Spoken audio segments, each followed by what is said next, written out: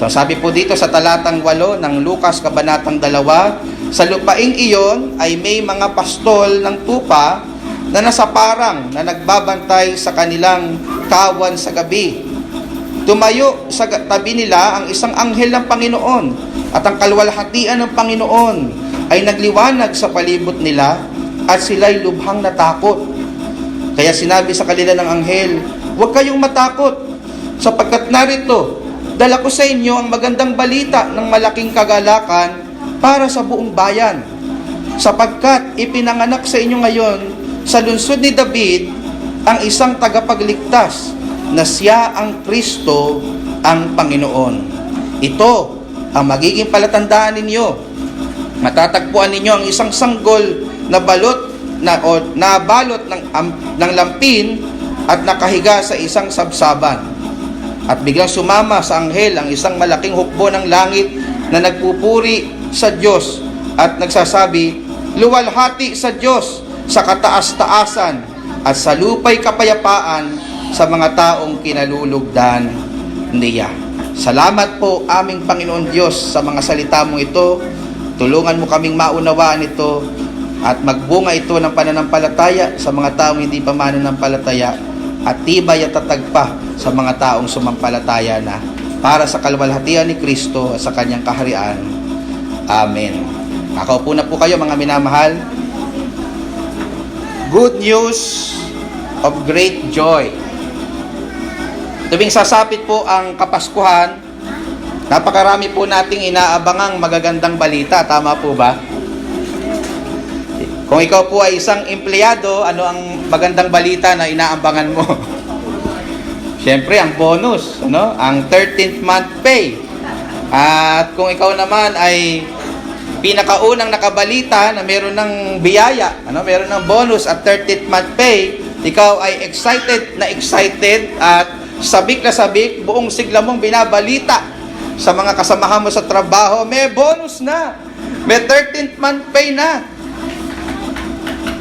At kapag naman ikaw ay housewife, sabihin, nasa bahay ka lang, hindi ko sasabihin wala kang trabaho, kasi alam ko yung housewife, maraming trabaho. Amen ba, Sister Cecil?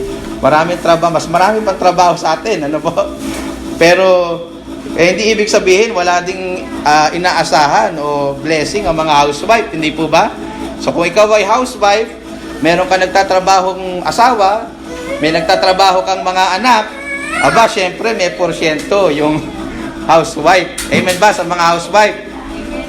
Parang hindi pa nakatanggap ng porsyento, Wala pa po bang porsyento? So, hindi ko lang alam kung magkano ang hatian, ano po? Yung iba, 100%. Pagka mabait na mabait yung anak, bibigay lahat sa magulang. Yung iba, 50-50. Pero somehow, parang excited tayo, pati yung mga nasa kasama natin sa bahay kapag po mayroong 13th month pay or bonus, o kapag naman po kasasapit ang Kapaskuhan, isa po sa maraming naglalabasan ngayon ay yung mga bagong magagandang pelikula sa sinihan. Di po ba kaya na-aware? Di po ba napapansin? Kapag po malapit ng Pasko, marami na pong nagbalabasan na kabi-kabilang mga bagong pelikula na pwede ho nating mapanood sa sinihan. At isa po sa magandang pelikula ngayon ay yung pelikula nila Alden Richards at saka ni Catherine Bernardo na Hello, Love Again. Meron ng bago, Ate Chris, Hello, Love Again na. Ano po? Sino po dito nakapanood na? Ayun, sana all, So, hanggang dun pa lang kami sa Hello, Love, Goodbye. Wala pa kaming Hello, Love Again. So, hindi pa naman po tapos yung Pasko. So, kung gusto nyo pong ayain kami, hindi ho namin kayo tatanggihan. So, at kapag po napanood nyo na po yung pelikula na napakaganda, hindi nyo po mapigilan yung sarili nyo na ibalita to sa iba. Tama po ba? Kapag sobrang ganda ng pelikula, bukang bibig nyo siya sa lagi ninyong sa mga nakakausap ninyo, status update siya sa Facebook mo, o kaya sa Instagram mo, yung iyong selfie, nasa likod mo yung poster ng gusto mong pelikula, at saka magkakaroon ka ng konting feedback or comment doon sa napanood mo. Ini-spoil mo na, no? Minsan naman kahit galit na sa iyo yung mga kasama mo sa bahay na hindi pa nakakapanood ng pelikula dahil sa sobrang excited mo. Alam mo ba, mamamatay si ano eh. Galit na sa iyo yung mga kasama mo kasi hindi pa nila napapanood. Pero sa sobrang excited mo, hindi mo mapigilan na sabihin sa kanila yung magandang balita na napanood mo. So, ngunit mga minamahal, I want to argue sa sermon po na ito na may higit pa pong mabuting balita na karapat-dapat po tayong ibahagi sa mga tao. Ang mabuting balita pong ito ay meron pong eternal na pakinabang sa mga taong sasampalataya. Ang mabuting balita pong ito ay hindi lamang po magdadala ng panandali ang kilig at tuwa sa mga tao. Ito po ay magbibigay sa kanila ng malaking kagalakan na magtutulak po sa kanila, na magmamotivate po sa kanila upang sambahin at papurihan ang Diyos. Ang mabuting balita po na tinutukoy ko, mga kapatid at mga minamahal, ay ang mabuting balita ng kapanganakan ng ating tagapagligtas na si Jesus. At yan po yung makikita nating itinuturo sa mga talata pong ating pinag-aaralan ngayon. Ito po ay bahagi, mga kapatid, kung babasahin niyo po yung kabuuan, ito po ay bahagi ng istorya ng kapanganakan ng ating tagapagligtas na si Jesus. In verses 1 to 7, kung itataas niyo po yung basa, mababasa po natin na ipinanganak po ang ating Panginoong Jesus sa isa pong tinatawag na sabsaban, kung saan naroroon din po ang kanyang mga magulang na si Maria at yung kaniyang tatay-tatayan, kasi hindi naman niya totoong magulang si Jose. Ano po? Hindi niya siya biological father. Ano po? Sapagkat ang ating Panginoon ay ipinanganak sa pamamagitan ng isang birhen sa kapangyarihan ng Espiritu Santo. So sila po ay nasa Bethlehem, mga kapatid, sapagkat nag-utos po si Augustus Caesar na lahat ng nasasakupan ng Roman Empire ay magpalista, magpatala. Makikita niyo po yan sa verse 1. At sila po ay naglakbay pauwi sa kanilang bayan na pinanggalingan sa Bethlehem at upang magpalista. At makikita niyo po doon, mga kapatid, na wala silang matuluyan kasi imagine niyo, lahat ng mga Bicolano uuwi sa probinsya para magpalista. No? Dahil Bicol, sino po ba yung mga Bicol dito? Pwede po bang magtaas ang kamay? O, tingnan nyo nga, ang dami, patay tayo mga Tagalog, ano? So, imagine niyo, lahat ng Bicolano, ipinag-utos ng presidente, uuwi sa kanilang probinsya para magpatala sa munisipyo. So, traffic yun. Ano? Lahat ng, walang yung mga hotel na pwedeng tuluyan, ng mga maglalakbay, puno yun. So, imagine niyo, ganun yung situation ng ating Panginoong Jesus nung ipinanganak siya, nila Maria at kanila Jose. So, dahil nag-uwian ng lahat ng mga taga Bethlehem at lahat ng mga tao sa kanilang mga bayan, wala po silang matuluyan. Wala silang ibang mapuntahan, kaya nag-end up po sila sa isang bahay ng hayop. Sa isang lugar na marumi, masikip, Makati, kasi puno ng dayami, sa isang lugar kung saan pinanganak ang ating Panginoong Jesus. At makikita niyo po, matapos pong naipanganak ang ating Panginoong Jesus, mababasa po natin in verses 8 to 20, na ito po ay ibinalita agad-agad ng isa pong pastol ng isang anghel po ng ating Panginoon. Kung saan, ibinalita po ng isang anghel ng Panginoon sa mga pastol. Baliktad po ata yung nasabi ko. Kung saan po nanggagaling po, mga kapatid, ito pong mga talatang ating pinag-aaralan ngayon in verses 8 to 14. So ito po, mga kapatid, ay sitwasyon kung saan ang mga pastol ay nakatanggap ng mabuting balita mula po sa anghel ng ating Panginoon. So hinati ko lamang po ito, mga kapatid, yung verses 8 to 14 sa tatlo pong bahagi. So kung nililista nyo ho mga kapatid, ay ito po yung tatlo na iyon. Una po is the recipient of the good news. The recipient of the good news in verses 8 to 9, yung mga tumanggap ng mabuting balita. And then secondly is the content of the good news. Ano ba yung laman? Ano ba yung sinasabi ng mabuting balitang ito in verses 10 to 12? And lastly, the impact of the good news. Ano ba ang epekto? Ano ba ang impact?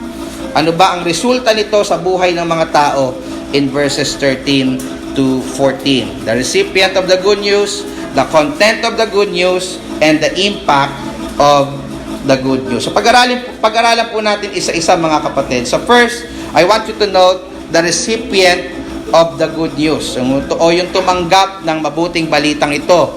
In verses 8 to 9, gusto ko pong mapansin ninyo kung kanino unang ibinalita ng anghel ng Panginoon ang kapanganakan po ng ating tagapagligtas. Mapapansin niyo po dito mga minamahal na hindi po niya ito unang ibinalita sa mga mayayaman. Mapapansin niyo po ba yon? Hindi niyo po ito unang binalita sa mga taong may posisyon sa gobyerno. Hindi po niya ito unang ibinalita sa mga pilosopo o yung mga taong matatalino at may mga mataas na pinag-aralan. Ibinalita po niya ito sa mga simple at payak na mga tao. Ibinalita po niya ito sa mga pastol ng tupa. Ito po ay hindi dahil ang mabuting balita ng kaligtasan na tinatawag po nating gospel ay para lang po sa mga mahihirap, ngunit ito po ay para magbigay sa atin ng mensahe na ang pagliligtas po ng Diyos ay para sa lahat ng klase ng tao. Hindi po ito sa mga mababango lang. Hindi po ito sa mga mababait lang. Hindi po ito sa mga relihiyoso lang. Kahit sino ka pa, para sa iyo ang pagliligtas ng Diyos. Kung inabot po niya ang mga mabababa at walang sinabing tao sa lipunan, kagaya ng mga pastol na ito, hindi po niyang imposibleng abutin ang kahit na sino mang tao. At yan po yung mababasa natin in verses 8 to 9. Ang sabi po doon sa verse 8, sa lupaing iyon, which was Bethlehem, kasi doon sila naroroon nung time na to, makikita nyo yan in verse 4, ay may mga pastol ng tupa na nasa parang na nagbabantay sa kanilang kawan sa gabi. Tumayo sa tabi nila ang isang anghel ng Panginoon at ang kaluwalhatian ng Panginoon ay nagliwanag sa palibot nila at sila'y lubhang natakot. So papansin niyo po sa talata mga kapatid na isang gabing matahimik o sa isang gabing matahimik, isang typical at normal na gabi para sa mga pastol, ay may biglang nagpakitang isang anghel ng Panginoon. Ngunit sino po ba itong mga pastol na ito? Upang pagpakitaan po sila ng isang anghel ng Panginoon. Para lang po ibalita sa kanila ang isang magandang balita na ipinanganak na ang Mesyas. Ipinanganak na ang tinalagang tagapagligtas po natin. Marahil iniisip po ninyo na baka sila ay mga huwarang tao. Baka sila ay mga taong relihiyoso o mababait. O kaya naman baka sila ay mga tinitingala sa lipunan. Kaya nagpakita sa kanila ang anghel ng Panginoon para lang sabihin itong balitang ito. Pero kung pag-aaralan po natin kung ano ang mga pastol ng tupa noong panahon po na ito, hindi po sila gayong mga tao. Sila po ay tinuturing na mabababa at walang kwentang tao noong panahon pong ito. Ito po ay dahil po sa nature ng kanila pong hanap buhay. Dahil po sila ay laging nasa init at nagbabantay po ng mga tupa at may mga pagkakataon pa po pagka napipila yung kanilang mga alagang tupa o kaya naman po ay nagkasakit, hindi makalakad, bubuhati nila yung alaga nilang tupa. So siyempre, nag-aamoy tupa na rin sila. So kapag amoy tupa, ayaw silang lapitan ng mga tao. Nakaranas na po ba kayo ng taong may amoy? So, ayaw niyong lapitan, di ba? Kasi nababahuan kayo. So, parang ganun po itong mga pastol po na ito. Marurumi po sila, mababaho po sila. Nilalayuan po sila ng mga tao dahil po sa nature ng kanilang trabaho.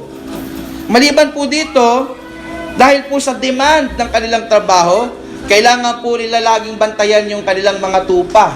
So may mga pagkakataon po sa buhay ng mga pastol po na ito na hindi na sila nakakaganap ng mga gawain po nilang pangrelihiyon, partikular ng Judaism. So may mga sabat, may mga piyesta na dapat sana nilang puntahan bilang mga Hudyo na hindi na po nila napupuntahan. Dahilan kung bakit tinuturing po silang napakamakasalanan ng tao at mga taong walang pagpapahalaga sa Diyos. So ganun po ang tingin sa kanila, mga kapatid. At maliban po dito, mga kapatid, hindi po may aalis sa isip po ng mga tao yung kanilang reputasyon bilang mga magnanakaw at mandaraya. Bakit po kanyo? Kasi po inaalagaan nila yung mga tupa, so pwedeng pinaghihinalaan sila na baka yung ibang tupa dyan, pinipitik mo na, no? Baka sa amo mo yan, inaangkin mo pa, di ba? So hindi po maiiwasan sa kanila na mamarkahan sila ng mga masama na reputasyon, na mandaraya.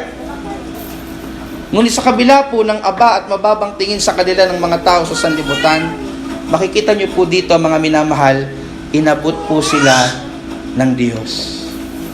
Sa kabila po, o sa kanila po unang ibinalita sa pamamagitan ng anghel ang magandang balita na ipinanganak na po ang ating tagapagligtas. Dito po makikita natin na ang Diyos po ay hindi bumabatay sa panlabas na kaanyuan ng tao. Ang Diyos po ay hindi bumabatay sa estado ng ating pamumuhay.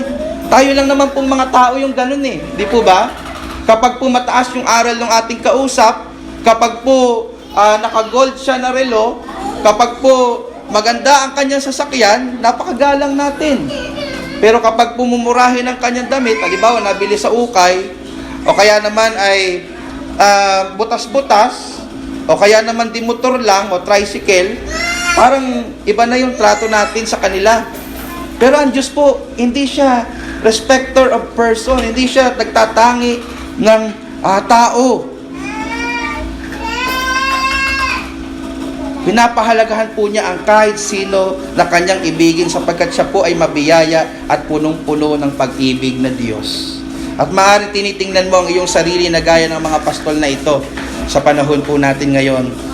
Maaaring tinuturing mo yung iyong sarili na masama at walang kwentang tao.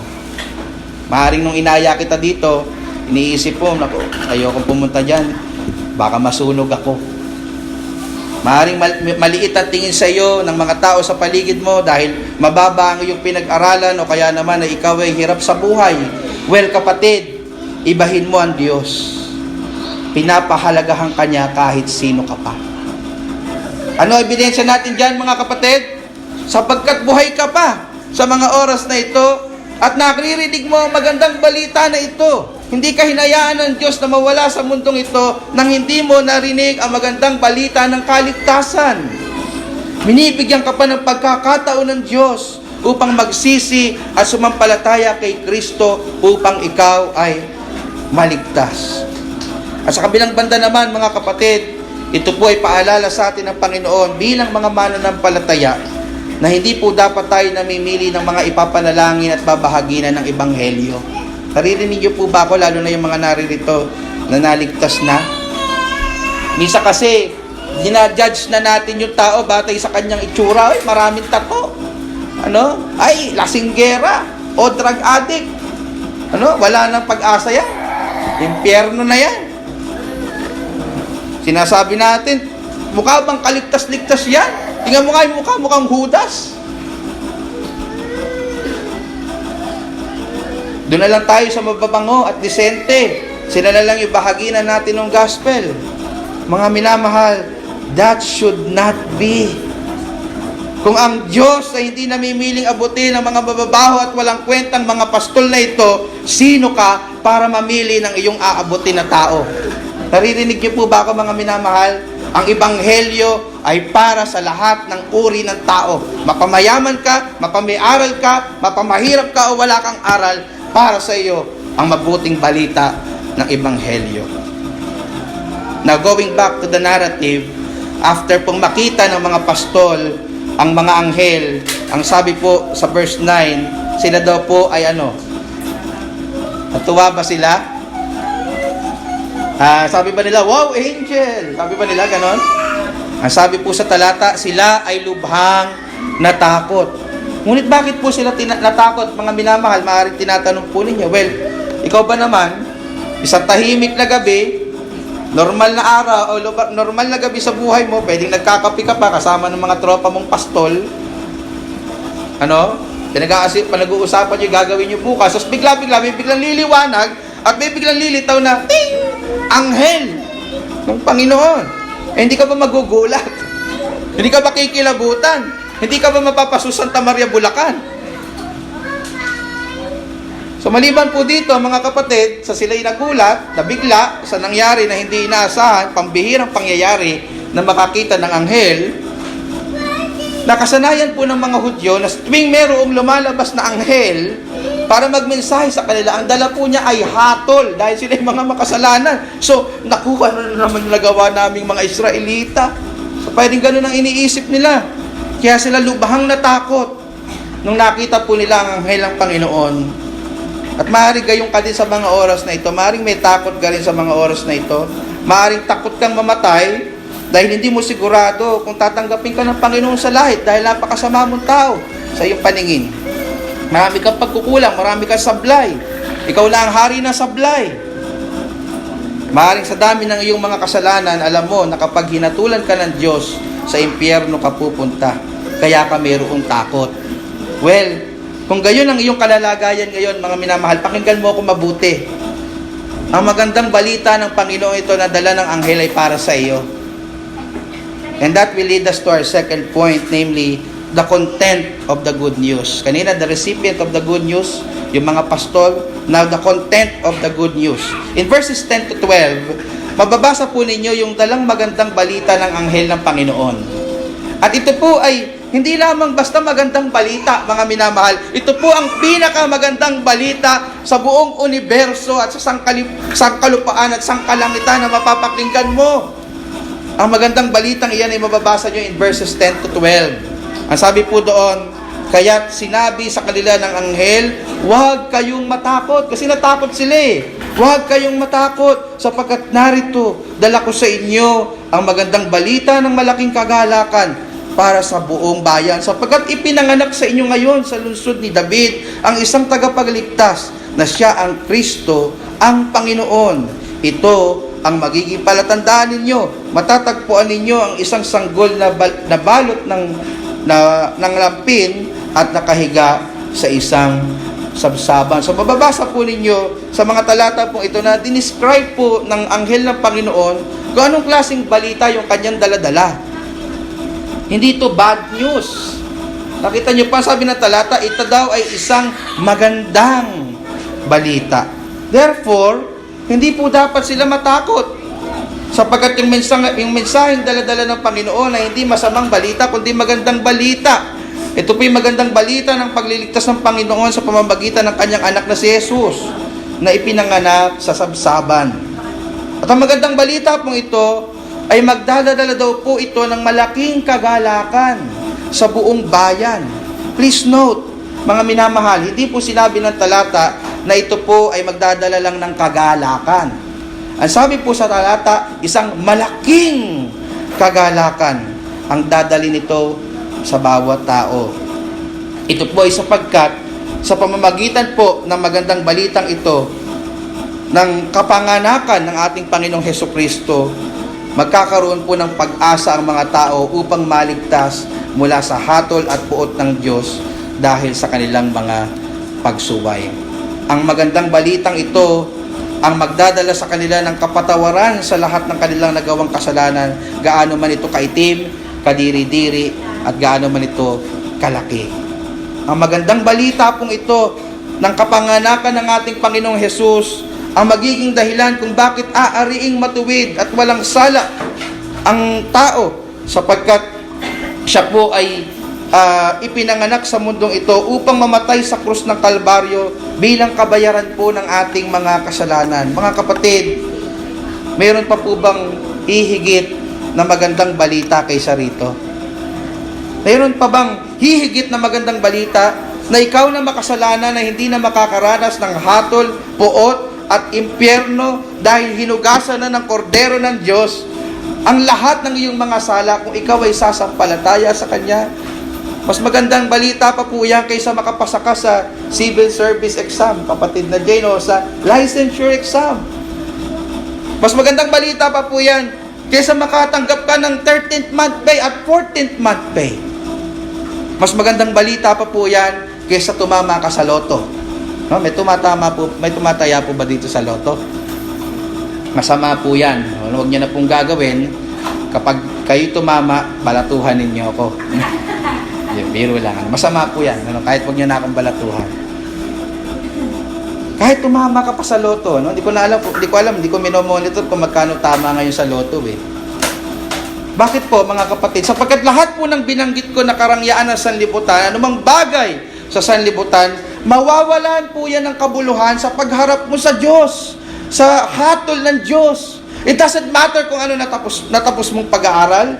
It doesn't matter kung meron kang doctorate degree. It doesn't matter kung gaano kalaki ang ipon mo sa bangko. It doesn't matter kung gaano kakaganda at kakisig na lalaki. Sa hukuman ng Diyos, pantay-pantay ang lahat ng tao. Therefore, walang kabuluhan gaano mang kagandang balita ang natanggap mo. Ngunit, ang epekto ng magandang balita ng kapanganakan, pagkamatay at muling pagkabuhay ng ating Panginoong Jesucristo ang siyang magdadala sa iyo ng walang hanggang kalwalhatian kasama ang Diyos. Ito lamang magandang balitang ito ang merong epekto ng walang hanggan. Kapatid, uulitin ko, meron pa bang mas gagandang balita kaysa po rito? Now, sino po ba ang bida sa magandang balitang ito, mga kapatid? Kanino po ba ito nakasentro? Makikita niyo po yan in verses 11 to 12. At binanggit po po yan sa verses 11 to 12 yung tatlong titulo po ng ating Panginoong Hesus kung sinusundan po ninyo. Ang sabi po doon sa una, siya po'y tinawag na tagapagligtas. Napansin niyo po ba yon? Ito po ay sapagkat siya ang tagapagligtas ng lahat ng sasampalataya at magtitiwala sa Kanya. Ililigtas niya sila mula sa kabayaran, kapangyarihan at presensya ng kasalanan. Pangalawa, tinawag din po siyang Kristo. By the way, hindi po ito apelyido ng ating Panginoon Jesucristo kasi baka iniisip nyo, Jesucristo, no? Siguro ang apelyido niya, Kristo. Hindi po yun apelyido, kundi isang titulo na ibinigay sa kanya ng Ama. Ito po ay galing sa salitang Griego na Christos na may katumbas po sa Hebrew na Messiah. Ito po ay may kahulugan na appointed one. Ibig sabihin, mga minamahal, wala nang ibang itinalaga ang Diyos sa silong ng langit at sukat nating ikaligtas maliban sa ating Panginoong Jesucristo. Siya lamang po ang daan sa kaligtasan, mga minamahal. Hindi ka maliligtas ni Allah ng Islam. Hindi ka maliligtas ng mga Diyos ng mga Griego. Hindi ka maliligtas lalo na ni Kibuloy. Si Jesus lang ang daan, katotohanan, at ang buhay. Walang makatutungo sa Ama kundi sa pamamagitan niya. Pangatlo, tinawag po siyang Panginoon or Kurios sa Greek. Ito po ang Greek translation ng personal name ni God sa Old Testament, which is Yahweh. So, ibig sabihin, sinasabi ng anghel ng Panginoon sa mga pastol na ito, na ipinanganak sa kanilang bayan ng hindi po basta-basta tao, hindi to basta-basta propeta. Siya po ay anak ng Diyos. Siya po ay Diyos mismo. Siya po si Yahweh. Ang sabi po ulit sa talatang binasa natin kanina sa Mateo 1:23, narito, magdadalang tao ang isang birhen pertaining to Virgin Mary at manganganak ng isang lalaki at ang pangalang itatawag nila sa kanya ay Emmanuel. Bakit? Na ang ibig sabihin ay kasama natin ang Diyos.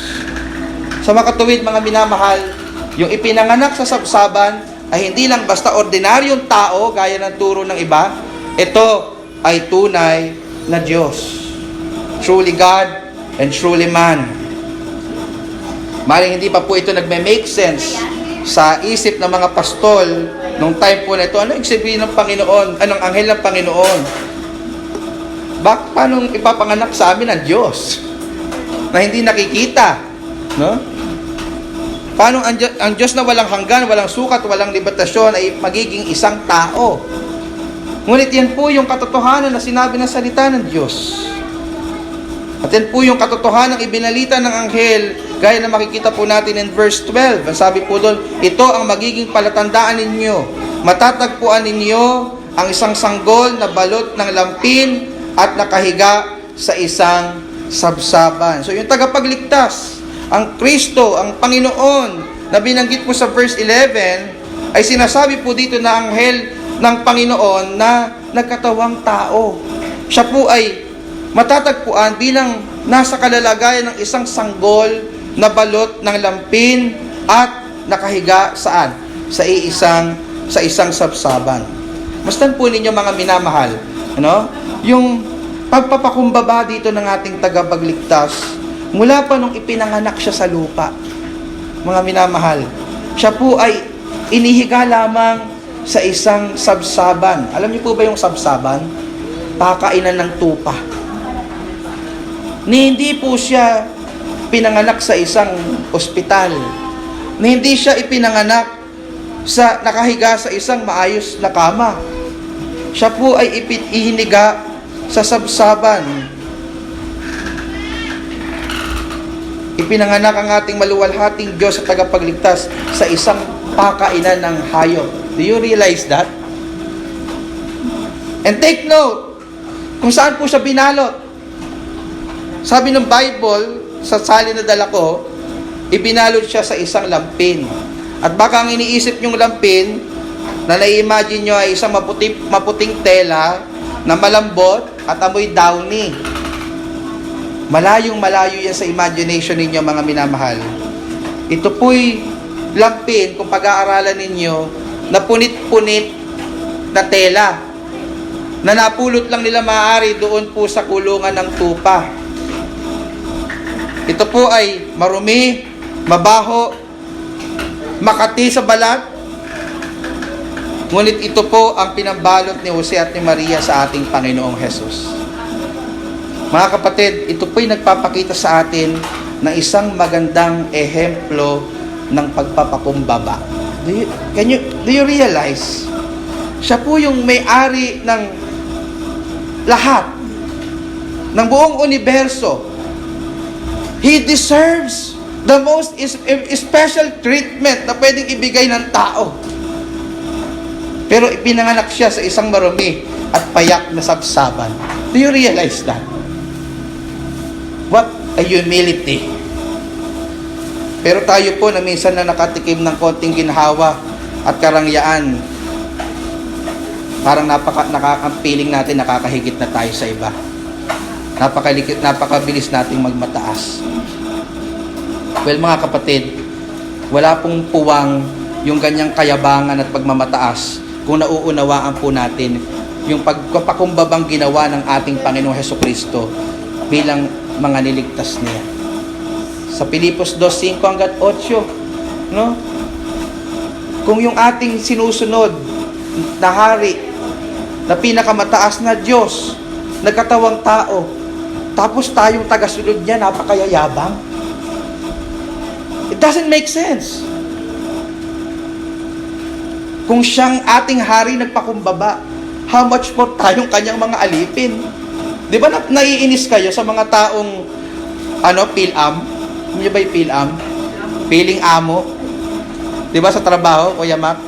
Hindi naman siya yung may-ari. Kung makaasta, kala mo bisor. Parehas lang naman kayo. Mas malaki pa nga yung sahod mo sa kanya, marahil, di ba?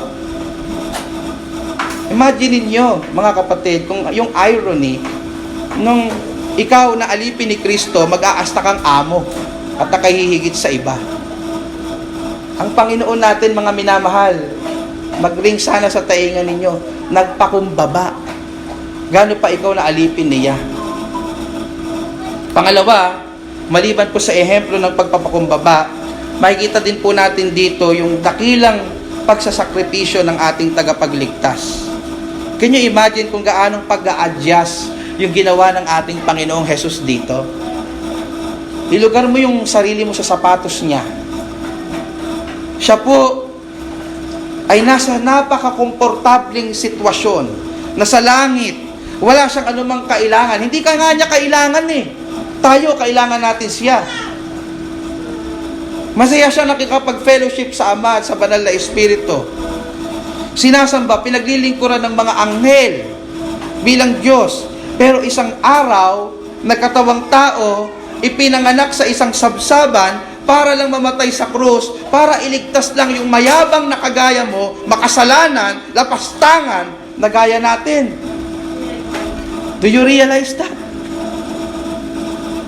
Please consider the sacrifice of our Lord Jesus Christ. Out of His great love and mercy, ginawa niya yan para sa iyo. Tapos binabaliwala mo lang siya. Tapos tinitake for granted mo lang siya. How ungrateful we are. Yet, you know that He sacrificed Himself for us. He even died for us. Isang kamatayan para sa isang napakapusakal na kriminal ang dinanas ng ating Panginoong Hesus, bagamat hindi siya nagkasala. Tayo yung dapat nandun. Pero siya yung umako nun para sa atin, mga minamahal. That's the content of the good news, mga kapatid. That's the content of this good news. Bakit ipinanganak ang ating Panginoon sa sabsaban? Now, lastly, the impact of the good news. Please take note verses 13 to 14. Ang sabi po doon, at biglang sumama sa anghel ang isang malaking hukbo ng langit at nagpuri sa Diyos at nagsabi, luwalhati sa Diyos sa kataas-taasan at sa lupay kapayapaan sa mga taong kinalulugdan niya. Sa pangyayari pong ito, mga minamahal, sa mga sinabi po ng mga anghel, makikita niyo po yung epekto at impact ng mabuting balitang ito sa kapanganakan o ng kapanganakan ng ating Panginoong Hesus. At ang unang epekto po na makikita po ninyo dito, na sana ito yung effect ng gospel na ito sa buhay mo, ay yung pagsamba sa Panginoon, worship. Matapos pong ipahayag ng anghel ng Panginoon yung mabuting balita ng kapanganakan ng ating Panginoong Hesus, hindi po napigilan ng laksa-laksang mga anghel sa langit ang sambahin at purihin ang Diyos. Nakita niyo po ba yung sa talata? After sabihin ng anghel yung good news, ang sabi sa verse 13, at biglang sumama sa anghel ang isang malaking hukbo, multitudes ng langit. At ano na ginawa? Nagpupuri sa Diyos at nagsasabi, luwalhati sa Diyos sa kataas-taasan at sa lupay kapayapaan ng mga taong kinalulugdan niya. And that must be our attitude, or the attitude of our heart this Christmas season. Mga kapatid, sinabi ko to sa mga kabataan o sa mga sinuturuan ni Mami sa Sunday School, Christmas is not about you. Ulitin ko, Christmas is not about you. Hindi yan tungkol sa pagpe-flex ng kakaunti mong yaman at pamamagitan ng mga bago mong damit at pagpo-post mo ng mga handa mo sa Facebook. Hindi yan tungkol sa pagpapasaya mo sa anak mo. Dapat Christmas ngayon, kailangan masaya yung anak ko. No? Pag mangungutang ako sa Glow o sa Shopee para lang mabili siya ng bago. Hindi po ito tungkol sa pagkain, regalo at pamilya. No, I'm not saying, mga kapatid, na masama yun. Hindi ko po sinasabi, ako bumili rin ako ng damit ng anak ko eh. So I will be hypocrite pag sinabi kong masama yun. Hindi po masama yun, mga kapatid.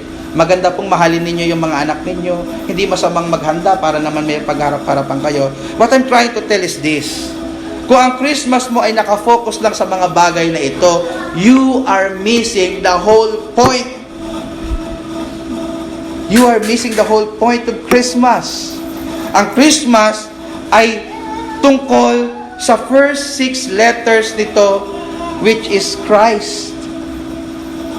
Ang lahat ng dapat mong ginagawa sa Christmas or even hindi Christmas, sa araw-araw mong pamumuhay is to exalt this Christ.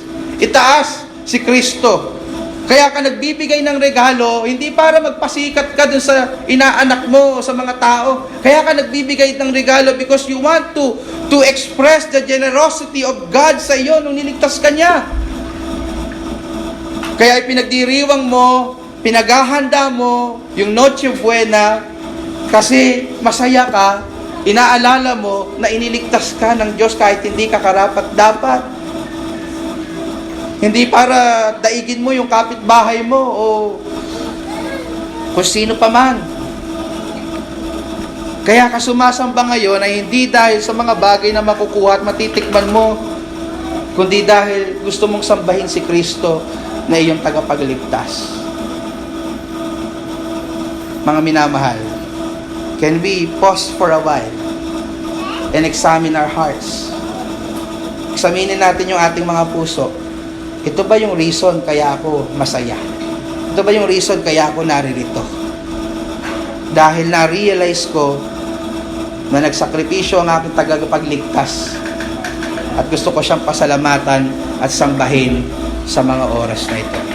Brethren, Christmas is not about us, it's about Christ. At isa sa dapat impact nito, yamang ito'y tungkol kay Kristo, ay worship. Naiintindihan niyo po ba ako, mga kapatid? Pagsamba po sa Panginoon. Maliban po sa worship, ang impact po nito, malapit na ako magtapos, konting tiis na lang, ay peace. Worship, peace, kapayapaan.